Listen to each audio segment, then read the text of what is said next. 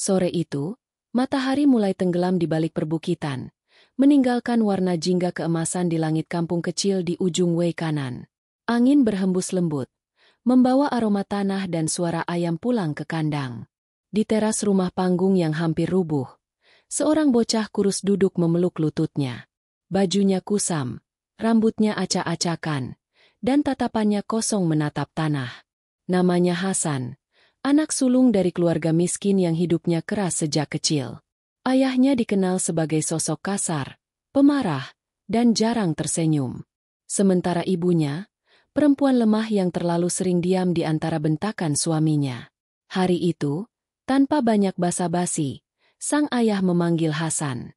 "Hasan, mulai besok kau berangkat ke pondok," katanya dengan suara berat, sambil menyalakan rokok murahan di bibirnya. Hasan tertegun.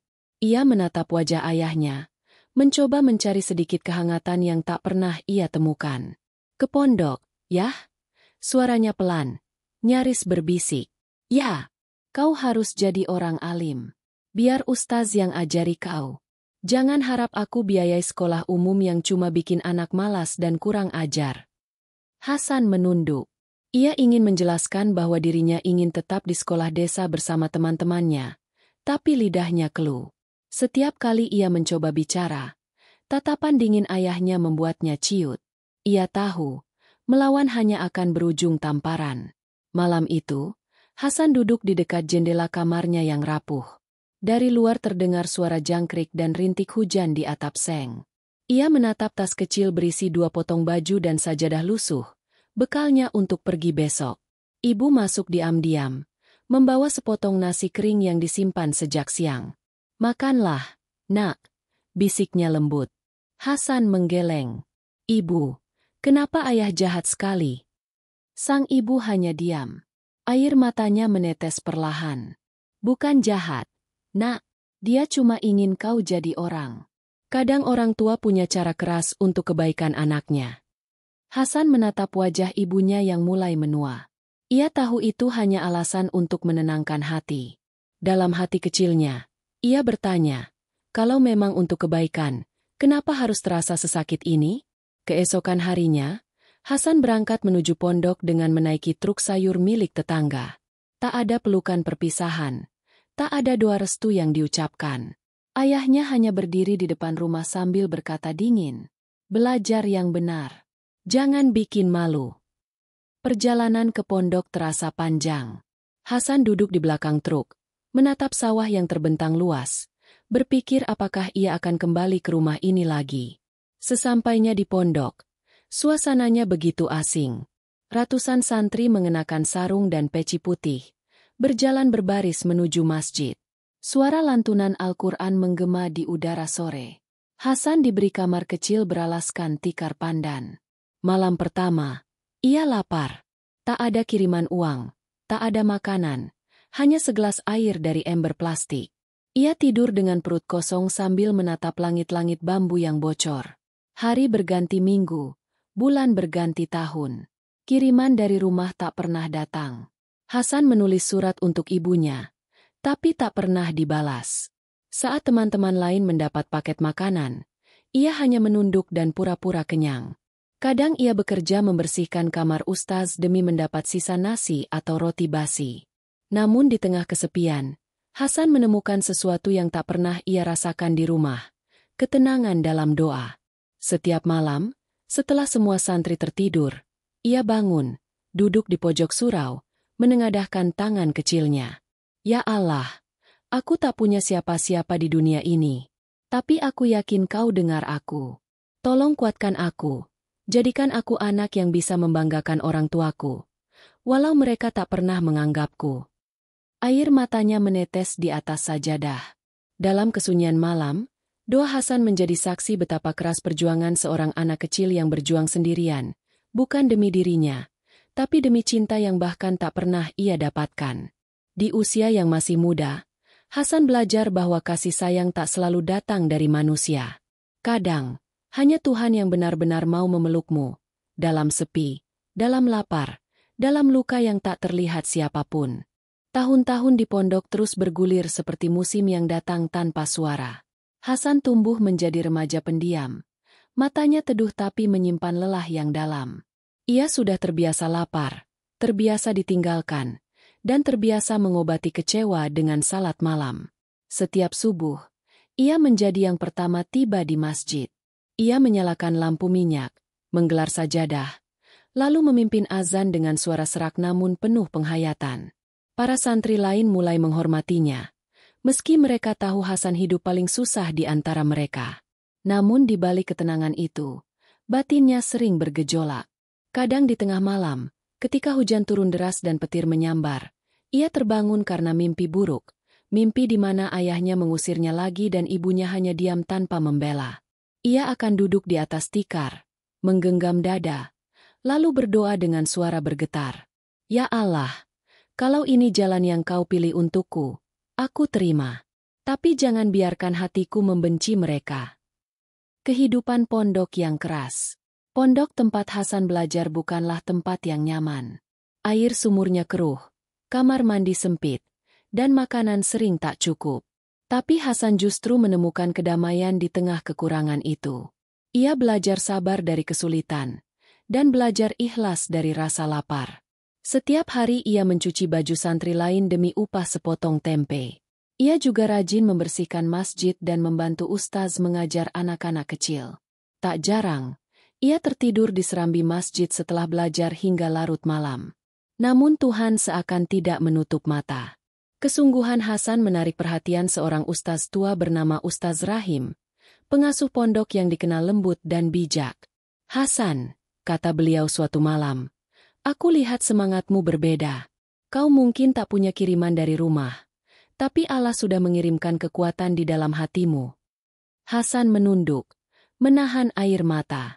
Saya hanya ingin membanggakan orang tua, Ustaz. Walau mungkin mereka sudah tak peduli. Ustaz Rahim tersenyum tipis. Anak yang berjuang karena Allah tak akan kalah. Teruskan jalanmu. Dunia mungkin menolakmu, tapi Tuhan sedang mempersiapkan takdirmu. Ujian yang tak pernah berhenti. Suatu malam, Hasan jatuh sakit. Badannya panas, bibirnya kering, dan tubuhnya menggigil. Ia tergeletak di kamar sempit tanpa ada yang tahu. Tapi meski tubuhnya lemah, ia tetap berusaha bangun untuk salat tahajud. Ia berlutut dengan sisa tenaga, menatap sajadah yang sudah lusuh. Ya Allah, kalau aku harus mati malam ini, izinkan aku mati dalam keadaan sujud. Namun takdir berkata lain.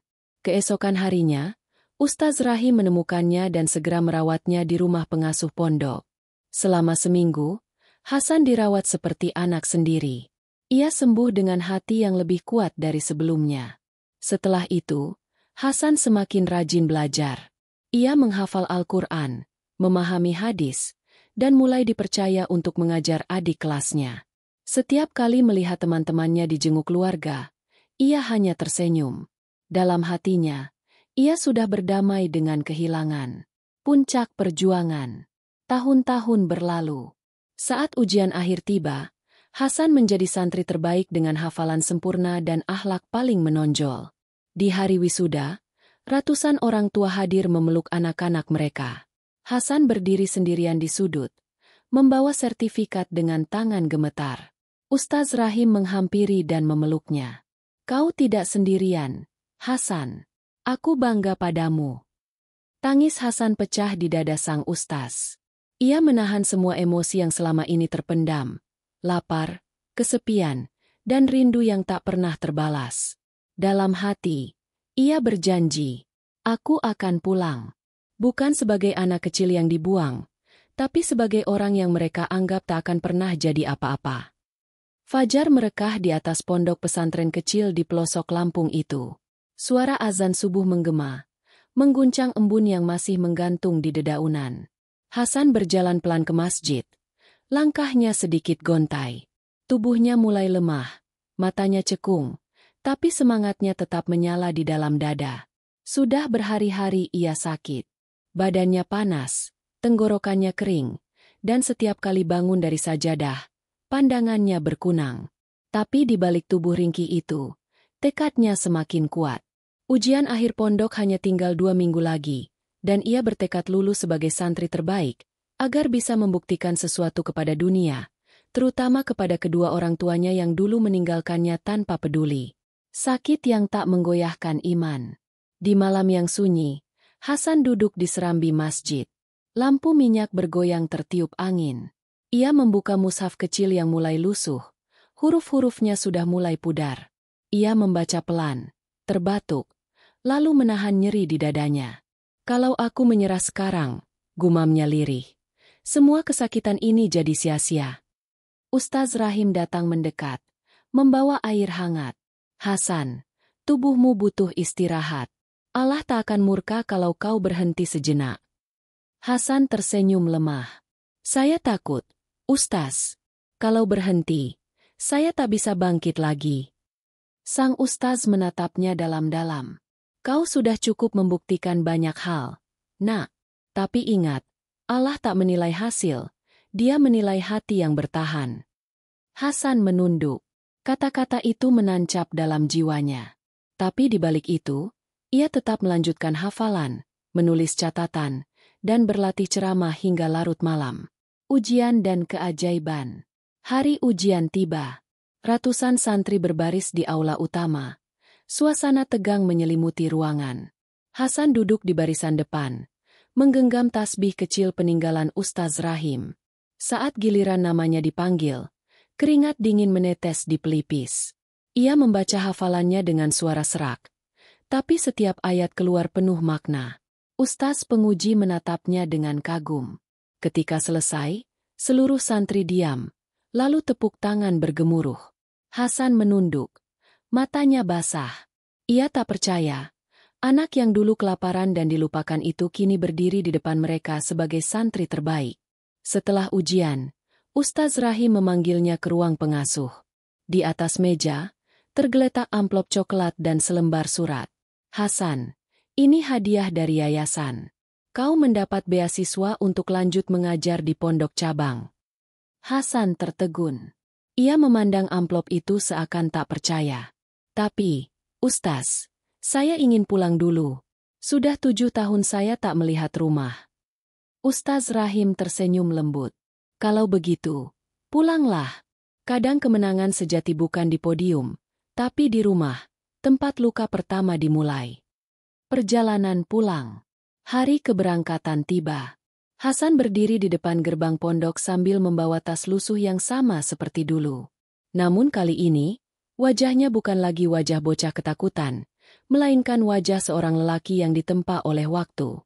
Ia menatap masjid, asrama, dan halaman yang penuh kenangan. Terima kasih, pondok kecil. Bisiknya pelan. Di tempat inilah aku belajar arti sabar dan iman. Ia berjalan ke arah terminal dengan langkah ringan. Dalam hatinya, ia membayangkan sambutan hangat, pelukan ibu, atau sekadar senyum ayah.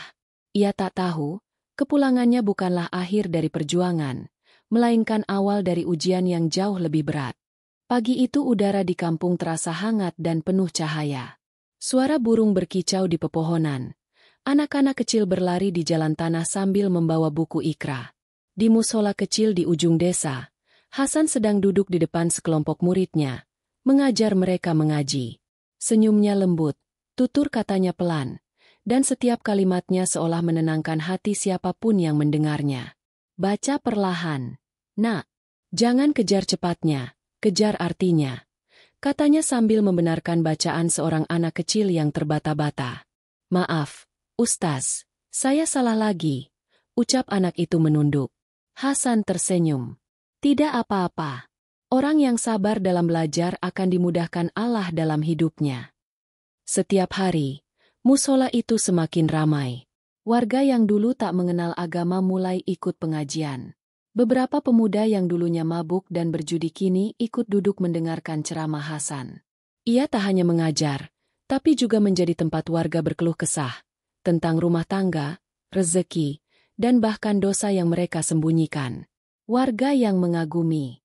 Nama Hasan makin dikenal. Orang-orang mulai memanggilnya Pak Haji Hasan, meski sebenarnya ia belum berhaji. Mereka menganggapnya tokoh muda yang alim, sabar, dan rendah hati. Beberapa warga bahkan berinisiatif memperbaiki musola atas namanya. Suatu sore, kepala desa datang berkunjung. Hasan, warga ingin kamu yang pimpin acara maulid nanti. Kau sudah seperti guru kampung bagi kami, katanya sambil tersenyum bangga. Hasan menunduk hormat. Saya ini cuma orang biasa, Pak. Tapi kalau bisa bermanfaat, insya Allah saya siap. Sejak hari itu, Hasan mulai dikenal di desa-desa sekitar. Setiap kali memberi ceramah, orang-orang datang berbondong-bondong. Anak muda, ibu rumah tangga, hingga petani tua, semua duduk bersimpuh mendengarkan nasihatnya. Ia menjadi sosok yang dicintai, tapi di balik itu semua, ada seseorang yang justru semakin membencinya, ayahnya sendiri. Kebencian yang tak beralasan. Sore itu, Hasan baru pulang dari mengisi pengajian di kampung sebelah. Saat membuka pintu rumah, ia melihat ayahnya duduk di ruang tengah. Wajahnya gelap dan penuh asap rokok. Hebat ya kau sekarang. Semua orang manggil, Pak Haji, Ustaz Hasan. Tapi di rumah, siapa kau? Hah? Anak yang gak pernah kasih uang sepeser pun. Bentaknya. Hasan menunduk, menahan diri agar tidak menjawab. Maaf. Yah, saya belum banyak rezeki. Uang dari ceramah saya kasih buat musola. Untuk warga juga. Untuk warga. Jadi kau lebih peduli sama orang lain daripada bapakmu sendiri? Hasan diam. Ia tahu, berdebat hanya akan menambah dosa. Ia melangkah ke kamarnya perlahan. Tapi suara kursi dibanting membuat langkahnya terhenti. Dengar ya, Hasan, ucap sang ayah dengan nada getir.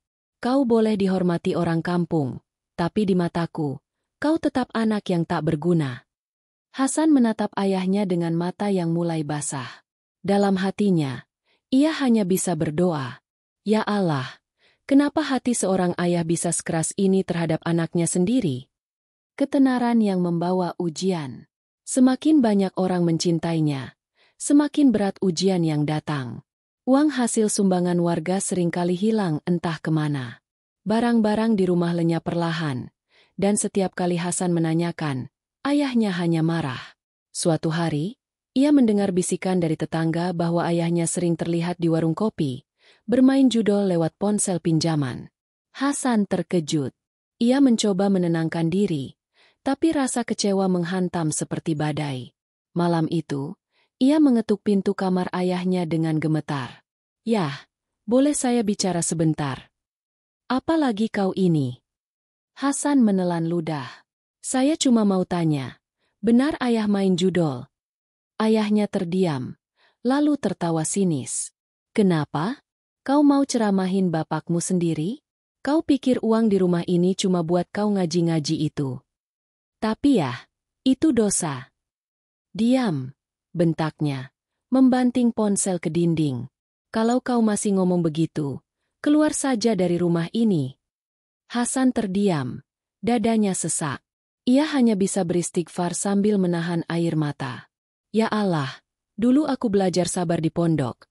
Tapi kenapa sabarku diuji oleh orang yang seharusnya aku hormati? Titik balik.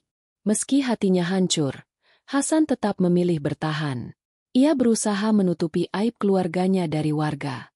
Ia tetap mengajar, tetap tersenyum, tetap menolong, walau di rumah ia terus dihina.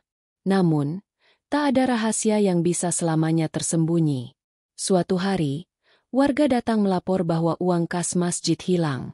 Hasan kaget. Uang itu disimpannya di rumah. Ia memeriksa lemari, dan benar, amplop uang masjid tak ada. Di pojok meja, hanya ada bekas abu rokok dan ponsel ayahnya yang masih menyala, dengan layar menampilkan aplikasi judol. Hasan terjatuh lemas di lantai. Ia menatap langit-langit rumah yang dulu menjadi tempat doanya saat kecil. Ternyata, yang paling menyakitkan bukanlah dilupakan, tapi dikhianati oleh orang yang dulu kucintai sepenuh hati. Hujan turun deras malam itu. Di luar rumah, petir menyambar sawah, mengguncang jendela kayu yang sudah rapuh.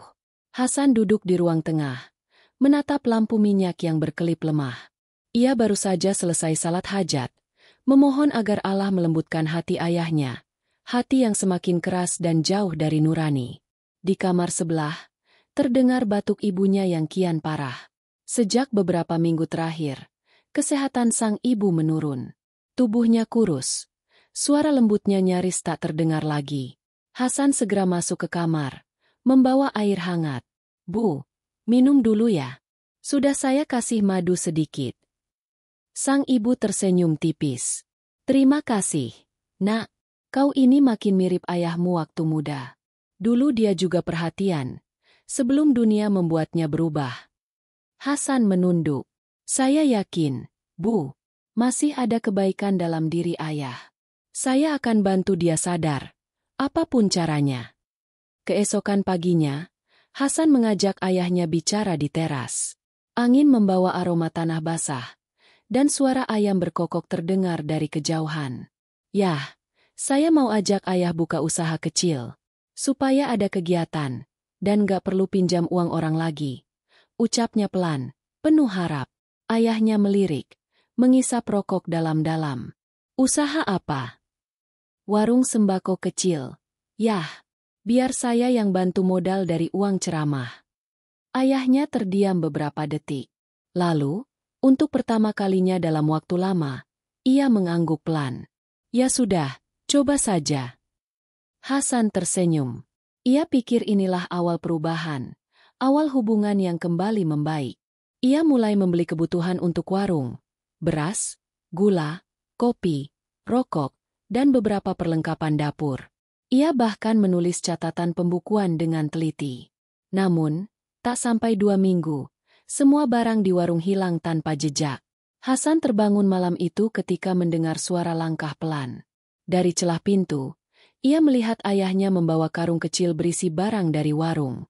Hasan mengikuti diam-diam, hingga melihat ayahnya berhenti di ujung jalan kampung, di warung judi online. Darahnya berdesir. Ia menahan diri agar tidak berteriak. Keesokan harinya, Hasan memutuskan untuk bicara jujur. "Yah, kenapa barang-barang warung dibawa ke warung kopi itu? Itu kan untuk usaha keluarga." Sang ayah memandangnya tajam. "Jangan sok tahu. Aku cuma mau pinjam sebentar. Nanti juga balik." "Pinjam? Yah? Tapi itu udah dijual." "Diam, Hasan. Kau pikir aku bodoh?" Suara bentakan itu mengguncang rumah. Ibu berlari keluar, menangis ketakutan. "Sudahlah, Hamid. Jangan bentak anakmu." "Anakku? Dia ini malah ngatur aku. Dari dulu sok suci, sok ustaz, tapi rumah aja gak bisa kasih uang." Hasan membeku. Dadanya sesak. Ia hanya bisa berkata lirih. "Saya gak apa-apa dihina. Yah, tapi tolong jangan rusak nama keluarga sendiri di depan orang kampung." Malam itu Hasan duduk di depan musola sendirian. Hujan baru saja reda, dan udara terasa dingin menusuk. Ia membuka Al-Quran kecilnya, membaca surah Yusuf dengan suara bergetar. "Ya Tuhanku, penjara lebih aku sukai daripada memenuhi ajakan mereka." Ia berhenti sejenak, lalu tersenyum pahit. Mungkin begitulah sabar diuji. Kadang bukan oleh musuh, tapi oleh darah sendiri. Beberapa hari kemudian, Hasan memutuskan mengajak ibunya tinggal bersamanya di pondok kecil dekat musola, agar jauh dari pertengkaran. Namun, sang ibu menolak. "Ibu tak bisa ninggalin ayahmu, Nak. Siapa lagi yang bisa sabar sama dia kalau bukan kita?" Hasan menatap wajah ibunya lama-lama, lalu mengangguk pasrah. "Baik, Bu. Kalau begitu, biar saya yang sabar untuk kita semua." Tak lama setelah itu, uang tabungan hasil ceramah Hasan kembali raib. Ketika ia memeriksa laci, hanya tersisa lembaran kertas kosong dan ponsel ayahnya yang masih terbuka dengan situs judol. Hasan gemetar. Ia menatap langit-langit rumah sambil menahan air mata. "Ya Allah, sampai kapan engkau ingin aku menahan amarah ini?" Namun alih-alih marah, Hasan memilih diam. Ia tetap memberi makan ayahnya, tetap menyiapkan obat untuk ibunya, tetap membantu warga. Ia yakin, kebaikan akan melunakkan hati siapapun, bahkan yang paling keras. Tapi ia salah. Karena kebaikan yang tak dihargai, lama-lama menjadi bara. Dan bara itu, sebentar lagi akan menyala. Malam itu udara kampung terasa berat. Awan hitam menutupi bulan, dan suara anjing menggonggong dari kejauhan membuat suasana semakin mencekam. Di dalam rumah kayu itu, Hasan duduk di sudut kamar, menatap selembar kertas laporan kas masjid yang kusut di tangannya. Ia baru saja pulang dari rapat pengurus masjid, dan untuk pertama kalinya, orang-orang yang dulu memujanya menatapnya dengan curiga. "Pak Haji Hasan, tolong jelaskan, uang masjid yang hilang itu benar-benar tak tahu kemana?" tanya seorang jamaah dengan nada dingin. Hasan hanya bisa menunduk. "Demi Allah, saya tidak tahu, Pak. Semua uang disimpan di rumah." Tapi orang kampung bilang, "Bapakmu sering main judol pakai uang itu." Potong yang lain. Hasan tak bisa menjawab. Ia hanya mengangguk pelan dan meninggalkan rapat tanpa kata. Dadanya sesak. Matanya panas. Bukan karena tuduhan warga, tapi karena ia tahu, semua itu benar. Ibu yang tak berdaya. Sesampainya di rumah, ia mendapati ibunya sedang duduk di dapur, menatap api kecil yang menyala di tungku. Wajahnya pucat, tubuhnya gemetar. "Bu." Hasan mendekat, memegang bahunya lembut. Ibu menatapnya dengan mata berkaca-kaca. "Nak, ibu minta maaf. Ibu tahu semua ini salah. Tapi tolong, jangan benci ayahmu." Hasan menggenggam tangan ibunya erat-erat. "Saya nggak benci, Bu. Tapi saya juga manusia. Saya capek, Bu. Capek sabar sendirian." "Ibu tahu," jawabnya pelan. "Tapi sabar itu yang membedakan kita dari mereka yang hilang arah." Di ruangan lain, terdengar suara ayahnya tertawa keras, bercampur dengan musik dari ponsel. Suara itu menusuk telinga Hasan seperti ejekan. Pertengkaran yang tak terelakkan. Pagi berikutnya, Hasan mendapati beberapa barang rumah kembali hilang. Kipas, panci, bahkan cincin perak ibunya. Ia mendatangi ayahnya yang sedang duduk di teras sambil menyalakan rokok. "Yah, kenapa barang-barang di rumah habis lagi? Cincin ibu juga nggak ada." Ayahnya mendengus. "Buat apa disimpan? Hidup ini butuh uang. Lagi pula, itu rumah kita. Terserah aku mau jual apa." "Yah, itu bukan caranya. Barang ibu." "Sudahlah, kau ini ceramah terus kayak orang suci. Mau nyuruh aku dengar ceramahmu?" Hasan menggertakkan gigi. Suaranya bergetar, antara marah dan sedih. "Saya sabar, yah, tapi jangan jual lagi barang yang bukan milik ayah."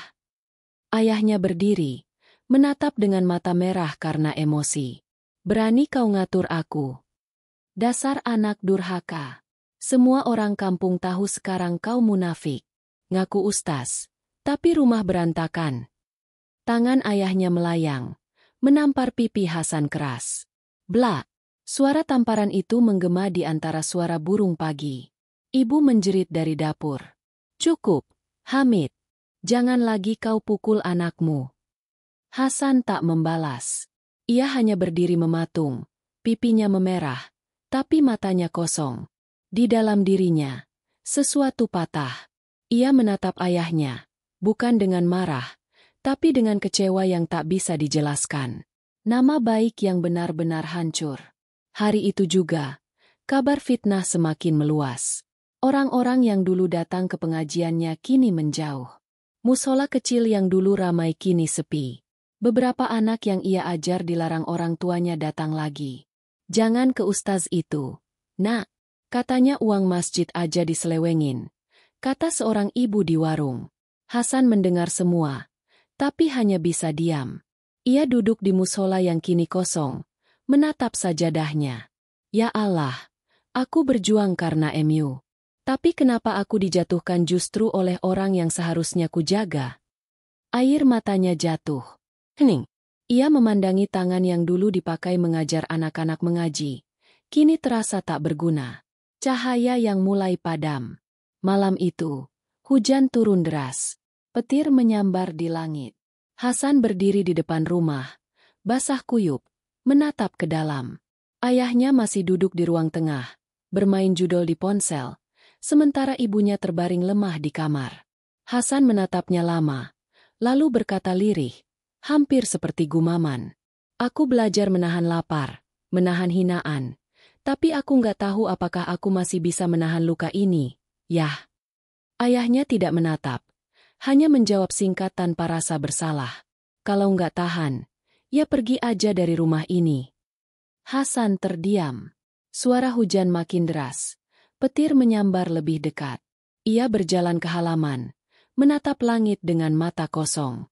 Di dalam dadanya, sesuatu bergolak. Sabar yang dulu ia rawat bertahun-tahun kini mulai retak. Dalam diam, ia tahu, luka yang dulu ditinggalkan di pondok kini kembali terulang di rumah. Langit malam itu kelam tanpa bintang. Hujan baru saja reda, tapi udara masih menekan seperti menyimpan sesuatu yang berat. Di dalam rumah, aroma rokok dan alkohol bercampur menjadi satu. Hasan duduk di pojok ruang tengah, menatap kosong ke lantai tanah. Di hadapannya, amplop uang kas masjid yang kemarin ia simpan kini lenyap. Ia menelusuri setiap sudut kamar. Laci, lemari, bahkan di bawah tikar, tak ada. Di dada, sesuatu mulai bergetar. Bukan lagi sabar, tapi campuran antara sedih, kecewa, dan marah yang selama ini ia pendam. Ya Allah, aku sudah menahan ini terlalu lama. Fitnah yang meledak. Keesokan paginya, suara gaduh mengguncang halaman rumah. Beberapa warga datang dengan wajah tegang. Pak Hasan, kami mau penjelasan. Uang masjid yang hilang itu gimana? Jangan diam saja. Hasan menatap mereka dengan wajah lelah. Saya sudah jelaskan, Pak. Saya juga korban. Saya nggak tahu siapa yang ambil. Salah satu warga menunjuk ke arah rumahnya. Jangan bohong. Bapakmu sendiri bilang uang itu ada di tanganmu. Darah Hasan mendidih. Ia menatap ke arah ayahnya yang berdiri di depan rumah. Dengan tatapan datar seolah tidak terjadi apa-apa. Yah, suaranya bergetar. Kenapa ayah bilang begitu? Ayah tahu uang itu. Cukup. Potong ayahnya lantang.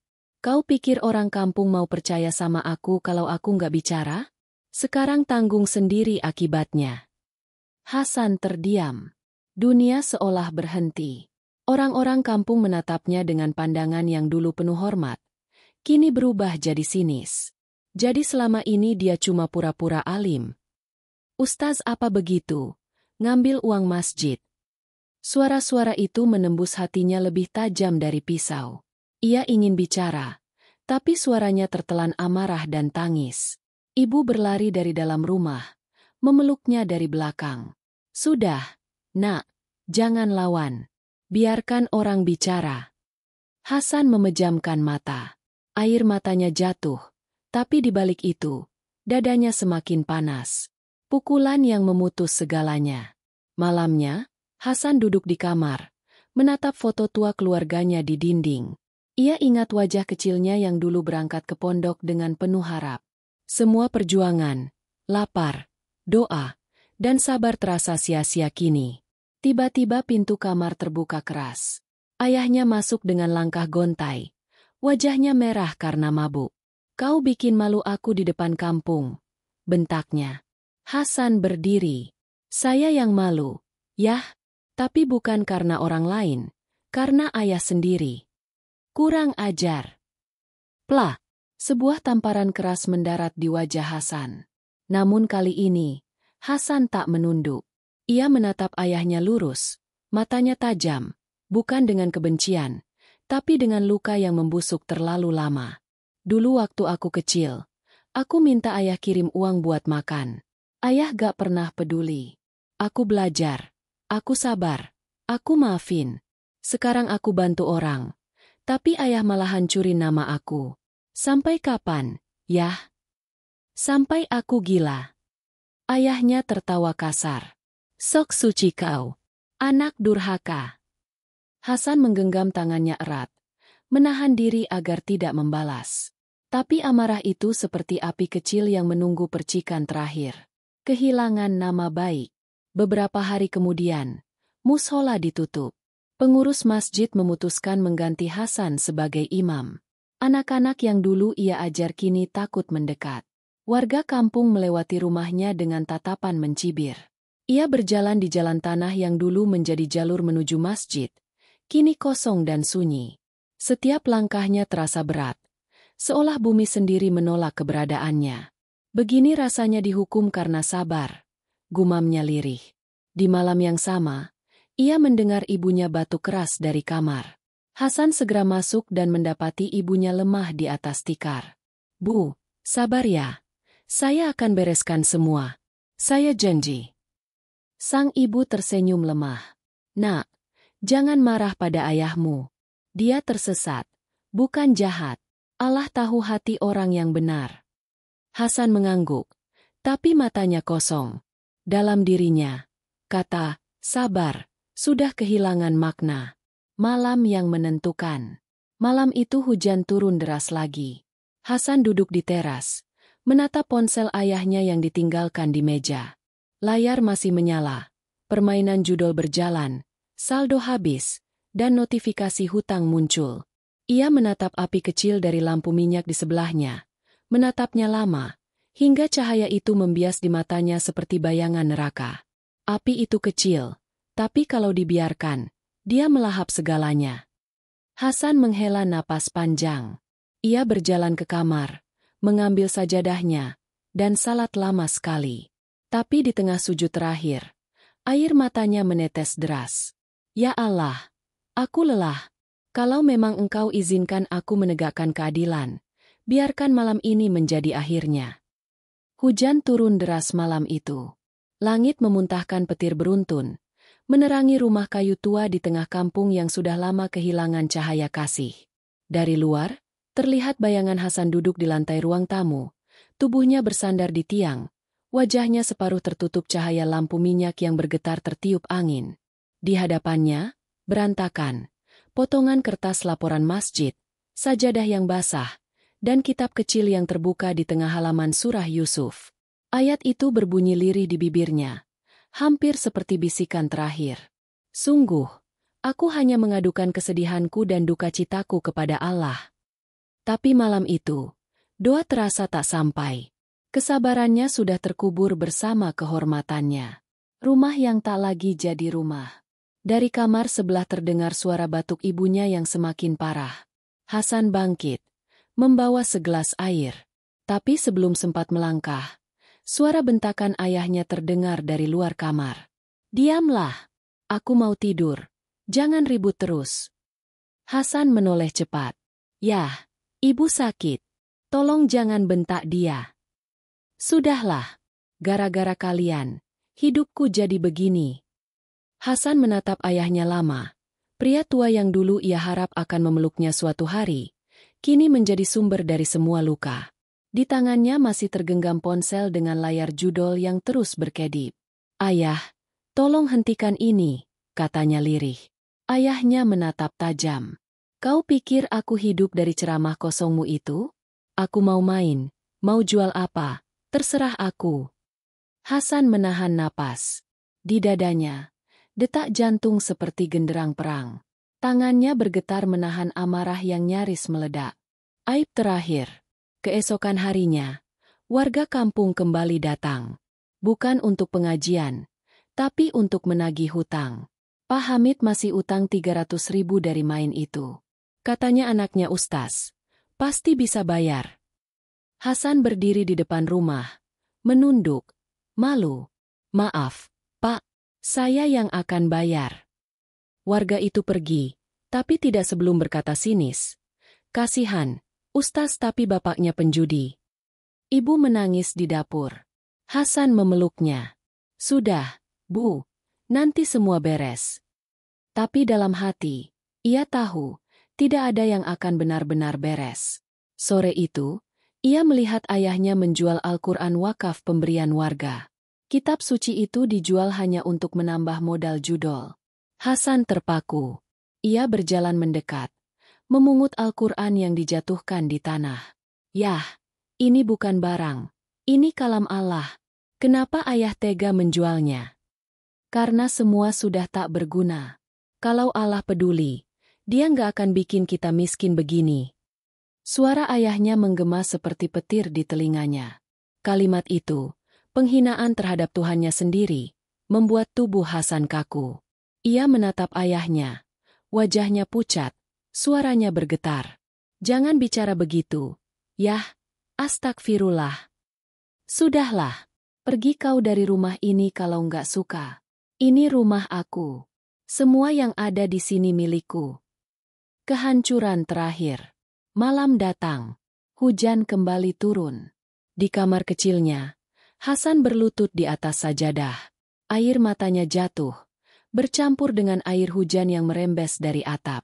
Ya Allah, engkau tahu aku sudah mencoba. Aku sudah menahan semuanya. Tapi aku manusia. Ya Rab, bukan malaikat. Di luar, ia mendengar suara tawa ayahnya.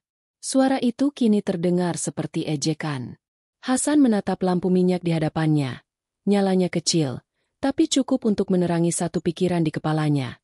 Bila api bisa menerangi, maka api juga bisa mengakhiri. Ia memegang sajadah itu erat, lalu berdiri. Langkahnya tenang, terlalu tenang untuk seseorang yang di ujung batas warasnya. Langkah terakhir sebelum neraka. Hasan keluar ke ruang tengah. Ayahnya masih di sana, setengah mabuk, setengah tertawa. Apa kau mau ceramah lagi?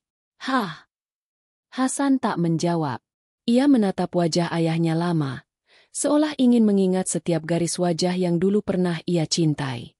Yah, katanya pelan, aku sudah maafkan semuanya. Tapi mungkin aku tak bisa memaafkan diriku sendiri kalau terus membiarkan ini terjadi. Ia menatap sekeliling. Rumah kayu, pakaian basah, dan lampu minyak yang masih menyala.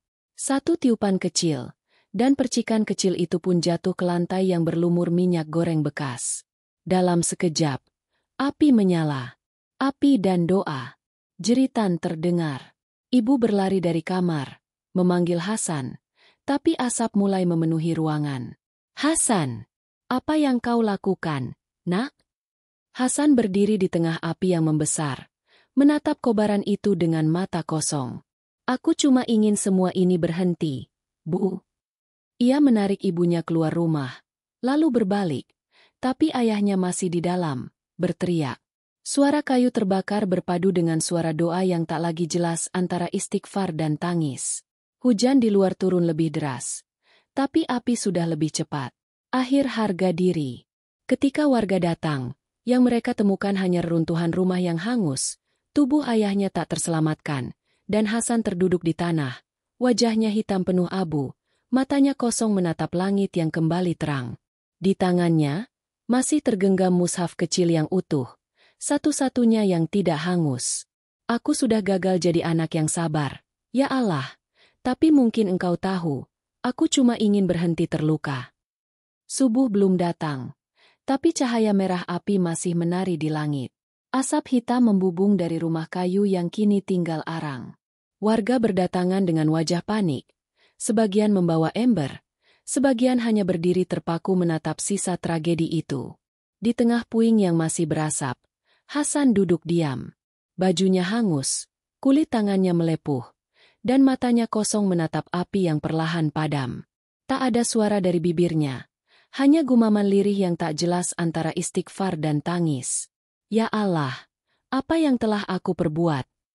Suara sirene mobil polisi terdengar dari kejauhan, bercampur dengan tangisan warga. 2 orang polisi mendekat, menarik tubuh Hasan yang nyaris tak bergerak. Saudara, kau yang bakar rumah ini? Tanya salah satu dari mereka tegas. Hasan menatap mereka tanpa ekspresi. Bibirnya pecah, suaranya serak. Api itu, bukan aku yang nyalakan. Aku cuma lelah menahannya.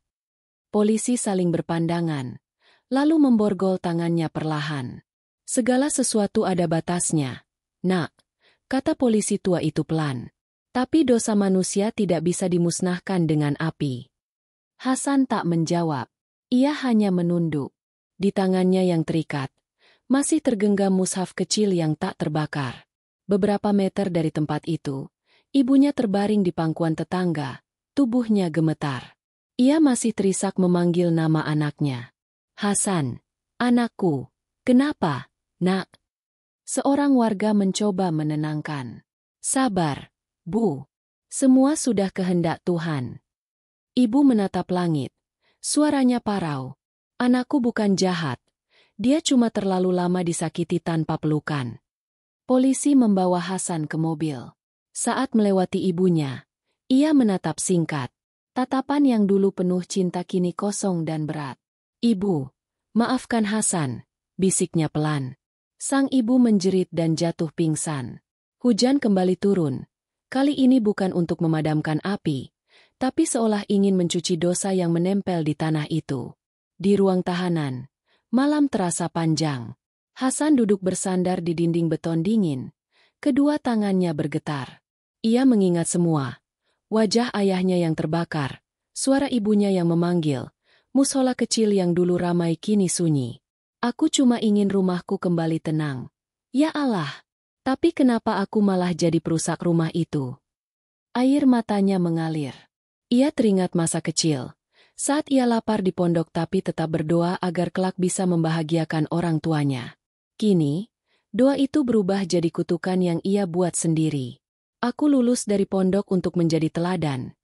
Tapi aku malah menjadi api yang membakar darahku sendiri. Beberapa hari kemudian, pintu sel terbuka. Seorang pria tua berjalan masuk. Wajah yang tak asing lagi. Ustaz Rahim. Hasan tersentak. Menunduk dengan mata basah. Ustaz. Sang ustaz menatapnya lama. Nak, aku sudah dengar semuanya.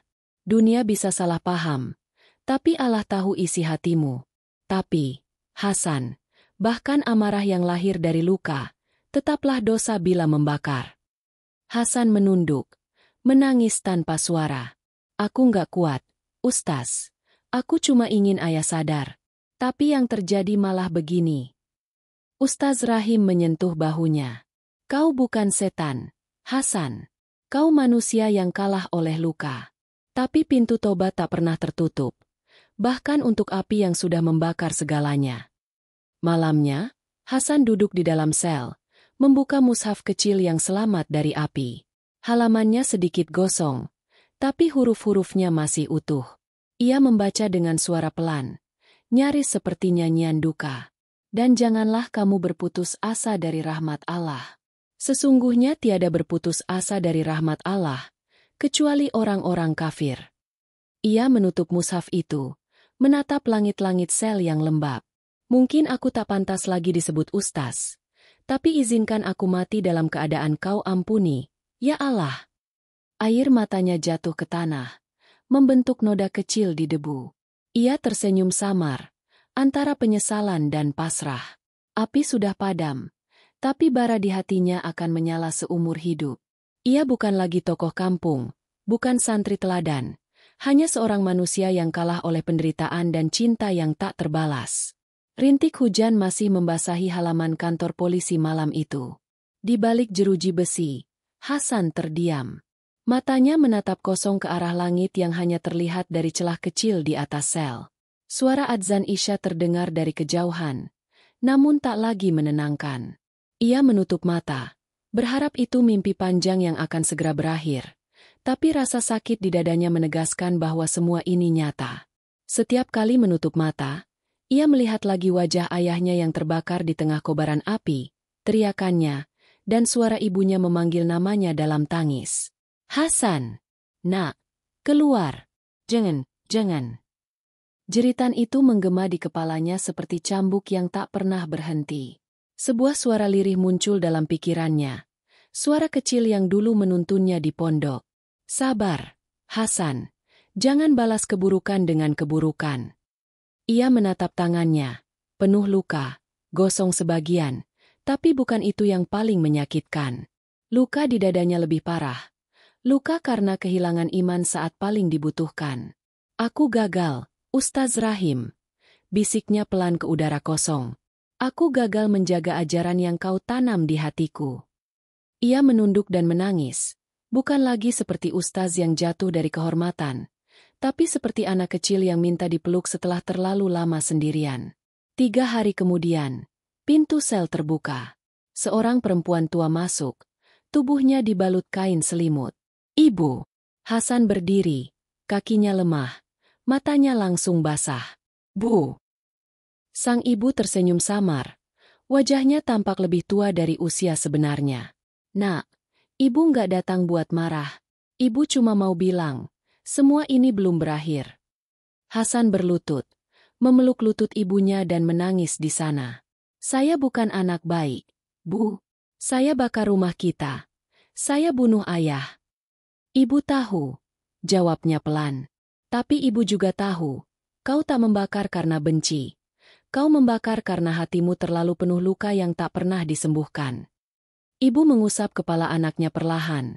Seperti dulu saat Hasan kecil menangis karena lapar di pondok. Allah tak akan menutup pintu bagi orang yang benar-benar menyesal. Tapi kau harus hidup untuk menanggungnya. Nak, jangan berharap mati, karena hidupmu sekarang adalah kafarat atas dosamu. Hasan terisak. Kata-kata itu menusuk, tapi juga menghidupkan sedikit cahaya yang hampir padam di dadanya. Hari sidang tiba. Ruang pengadilan penuh wartawan, warga, dan pejabat desa.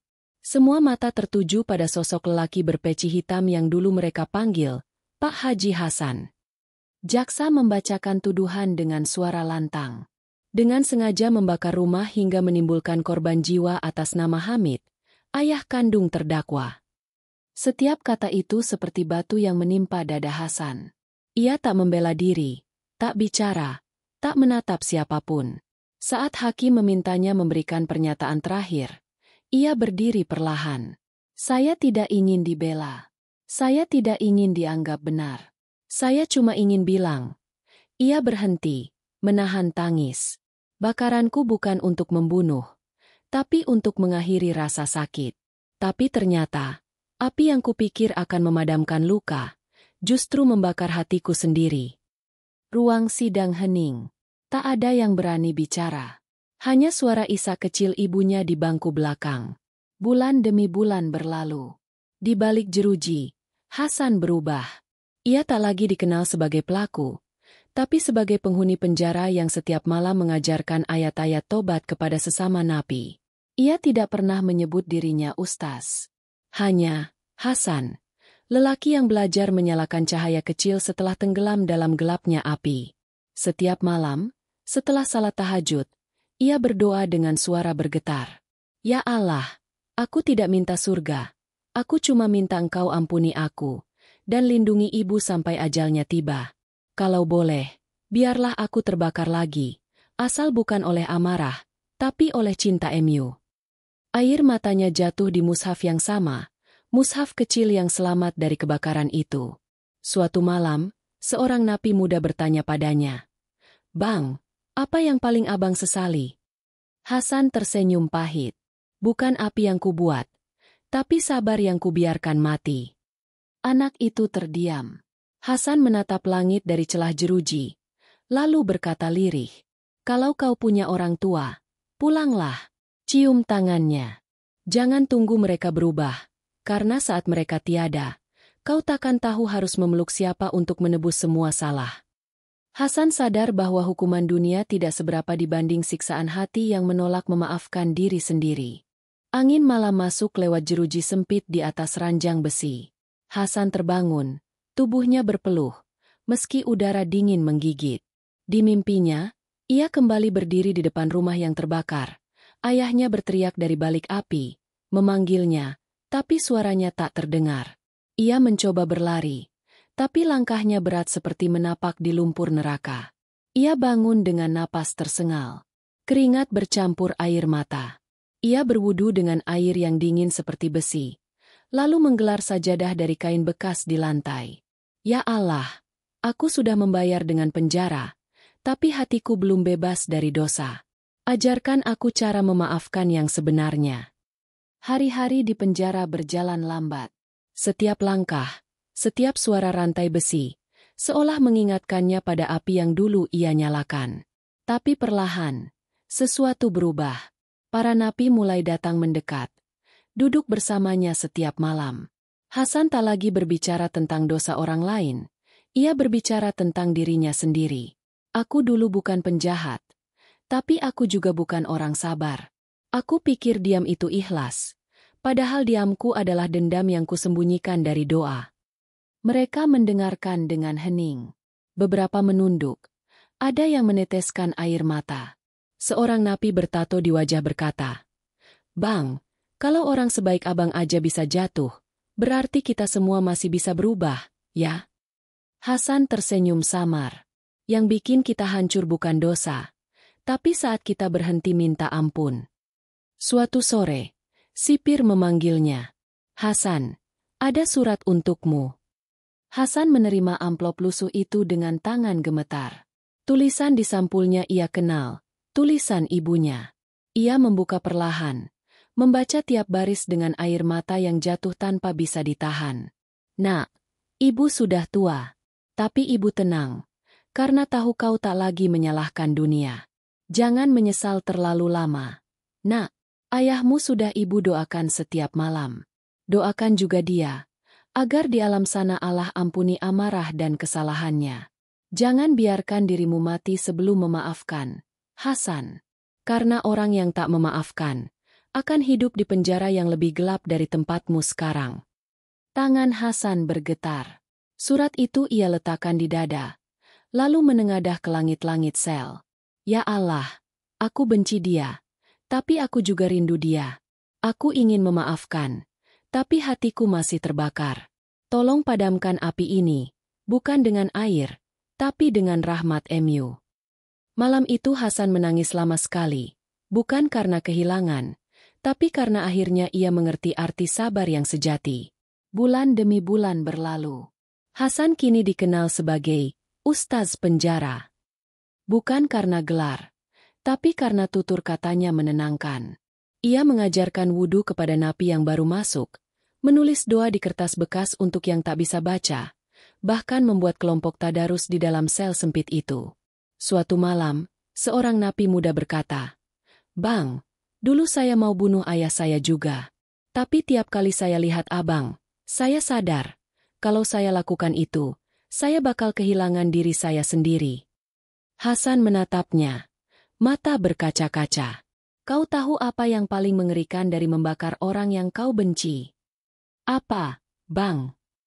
"Kau ikut terbakar bersama dia. Dan sampai kapanpun, kau nggak akan bisa padam." Suatu malam Jumat, langit di atas penjara tampak cerah. Hasan duduk di lantai, membaca ayat terakhir dari surah Al-Baqarah. Allah tidak membebani seseorang melainkan sesuai kesanggupannya. Ia berhenti, menutup mushafnya perlahan. Ternyata, kesanggupan manusia bukan diukur dari seberapa banyak dia bisa menahan, tapi seberapa dalam dia bisa memaafkan. Ia tersenyum. Untuk pertama kalinya dalam bertahun-tahun, senyum yang tenang. Air mata jatuh bukan karena sedih, tapi karena lega. Beberapa minggu kemudian, Hasan jatuh sakit. Tubuhnya lemah, tapi wajahnya damai.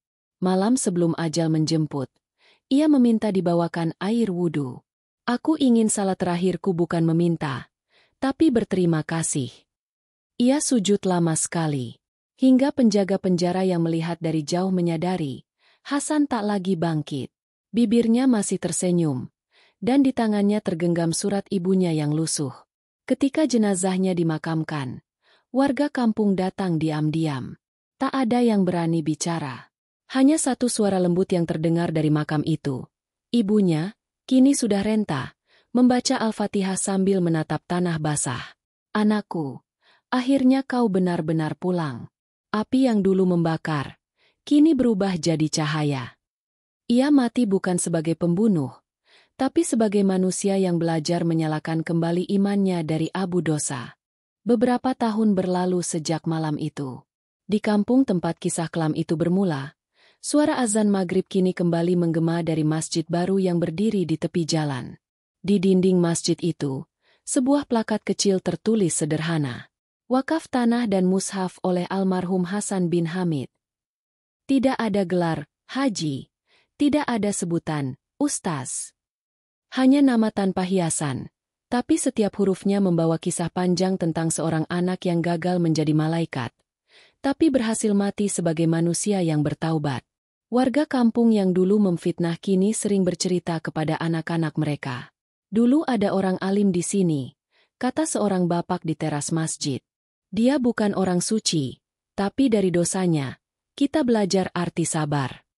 Anak-anak mendengarkan dengan mata berbinar, seolah kisah Hasan adalah legenda. Mereka hanya tahu bahwa ia dulu guru ngaji yang sabar, yang akhirnya menanggung dosa karena cinta yang tak dipahami dunia. Beberapa orang dewasa masih menunduk malu setiap kali nama Hasan disebut. Rasa bersalah itu tak pernah benar-benar hilang. Mereka tahu, mereka pernah ikut menambah luka pada orang yang justru ingin memperbaiki mereka. Di pemakaman kecil di belakang masjid, seorang perempuan tua duduk di antara batu nisan. Tangannya keriput, tapi lembut saat mengusap nama anaknya yang terukir di batu. Ibu datang lagi. "Nak, kau sudah tenang, kan?" katanya pelan. Ia menatap langit sore. Warna jingga bercampur abu-abu. "Ibu sering dengar anak-anak kecil baca Al-Quran di masjid yang kau wakafkan. Setiap kali suara itu terdengar, ibu tahu, doamu masih hidup." Air matanya jatuh. Tapi kali ini bukan air mata duka. Itu air mata lega. Karena anak yang dulu dikutuk dunia, kini diampuni oleh waktu. Cerita Hasan menyebar jauh. Wartawan, mahasiswa, dan ustaz datang ke kampung itu menulis kisahnya. Sebagian menulisnya sebagai tragedi, sebagian lain menyebutnya mukjizat. Tapi bagi orang-orang yang mengenalnya, Hasan bukan legenda, dia pengingat bahwa sabar tanpa doa adalah penjara, dan cinta tanpa pengampunan adalah bara yang membakar. Setiap tahun di bulan Muharram, warga menggelar pengajian di masjid itu. Mereka membaca doa khusus untuk Hasan dan ayahnya, Hamid, dua jiwa yang saling menyakiti tapi akhirnya dipertemukan di ampunan yang sama. Bertahun-tahun setelah Hasan wafat, seorang pemuda yang dulu napi di penjara itu datang membawa surat. Surat itu ditulis tangan oleh Hasan beberapa hari sebelum meninggal. "Kepada siapapun yang membaca ini, jangan biarkan amarah menulis jalan hidupmu. Dendam adalah tinta hitam yang tak akan pernah kering. Jika kau disakiti, bersujudlah. Jika kau dihina, diamlah. Tapi jika hatimu mulai panas, menangislah di hadapan Tuhan sebelum api itu menangis di hadapanmu. Karena tidak semua neraka terbuat dari api. Kadang, ia lahir dari hati yang tak pernah mau memaafkan." Kini, setiap kali matahari tenggelam di kampung itu, pantulan cahaya dari kubah masjid kecil tampak seperti bara merah yang padam perlahan. Bukan lagi simbol dosa, tapi pertanda bahwa setiap api bisa berubah menjadi cahaya jika diarahkan pada Tuhan. Hasan mungkin telah pergi, tapi kisahnya tetap hidup di setiap sujud anak-anak yang mengaji, di setiap ayat yang ia tinggalkan, dan di setiap hati yang belajar bahwa ampunan selalu lebih besar dari kesalahan. Sabar tak selalu menyelamatkan dunia, tapi selalu menyelamatkan jiwa.